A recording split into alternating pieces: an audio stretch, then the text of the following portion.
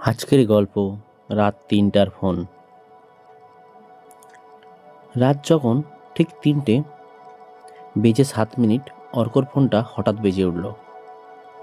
নাম্বারটা সেভ করা নেই, স্ক্রিনে শুধু লেখা আননোন। অর্ক বিরক্ত হয়ে ফোনটা ধরল। হ্যালো। ওপাশ থেকে খুব পরিচিতি একটা কণ্ঠ। অর্ক, দরজাটা খুলিস না। অর্ক হঠাৎ সোজা হয়ে বসল, কারণ এই গলাটা তার নিজের, একদম নিজের।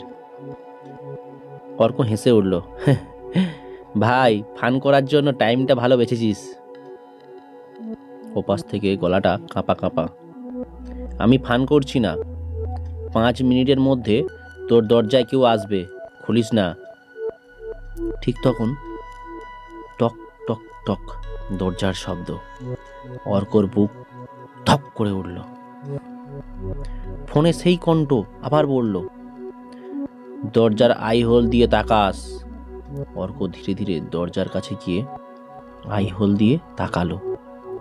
বাইরে দাঁড়িয়ে আছে অর্ক নিজেই, একই জামা, একই মুখ, একই চোখ, শুধু চোখের দৃষ্টিটা অদ্ভুতভাবে ফাঁকা। অর্ক পিছিয়ে গেল। এটা এটা কি?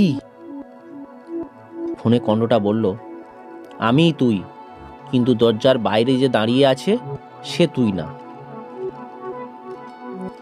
দরজার বাইরে থাকা অর্ক আবার দরজায় জোরে ধাক্কা মারল। দরজা খোল, আমি জানি তুই ভিতরে আছিস। অর্ক চেঁচিয়ে উঠল, কে তুই? ফোনে কণ্ঠটা চুপ করে রইল কিছুক্ষণ, তারপর ধীরে ধীরে বলল, আজ থেকে ঠিক 1 বছর আগে এই রাতেই তুই একটা অ্যাক্সিডেন্ট করেছিলি, মরেছিলি তুই। অর্কের মাথা ঘুরে গেল। মিথ্যে কথা। না, কণ্ঠটা বলল, মরেছিলিস শরীরটা, কিন্তু চেতনা দুটো ভাগ হয়ে গেছিল, একটা রয়ে গেছে এই ঘরে আর একটা বাহিরে।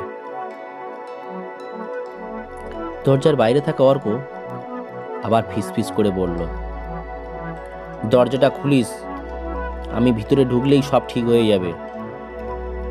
কিন্তু ফোনের কণ্ঠটা চিৎকার করে উঠল, মিথ্যে, ও ভিতরে ঢুকলেই তুই শেষ। হঠাৎ বিদ্যুৎ চলে গেল, ঘর অন্ধকার। দরজায় ধাক্কাও আবার জোরে। অর্ক কাঁপতে কাঁপতে চিৎকার করলো, আমি কি করব? ফোনের শেষ কথা এলো, যে বেঁচে থাকতে চায় সে কখনো দরজা খোলে না। হঠাৎ সব চুপচাপ। দরজার শব্দ থেমে গেল, ফোনের কল কেটে গেল, আলো আবার ফিরে এলো। আই হোল দিয়ে দেখলাম দরজার বাইরে আর কেউ নেই। পরের দিন সকাল, অর্ক আয়নার সামনে দাঁড়িয়ে আয়নার দিকে তাকিয়ে সে একটা জিনিস লক্ষ্য করলো, তার চোখের দৃষ্টি এখন ফাঁকা, ঠিক দরজার বাইরের লোকটার মতো। কিন্তু সেই লোকটাকে কালকে রাতে যখন দেখেছিল, যেন সে মনে হয়েছিল তার নিজের, সে নিজে সেখানে দাঁড়িয়ে আছে।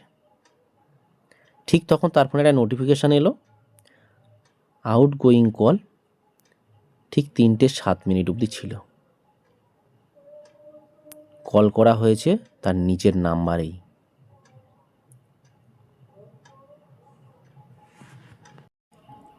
আজকের গল্পটা আপাতত এই পর্যন্তই। পরবর্তী ভালো গল্প পেতে চ্যানেলটি সাবস্ক্রাইব করুন এবং লাইক করতে ভুলবেন না।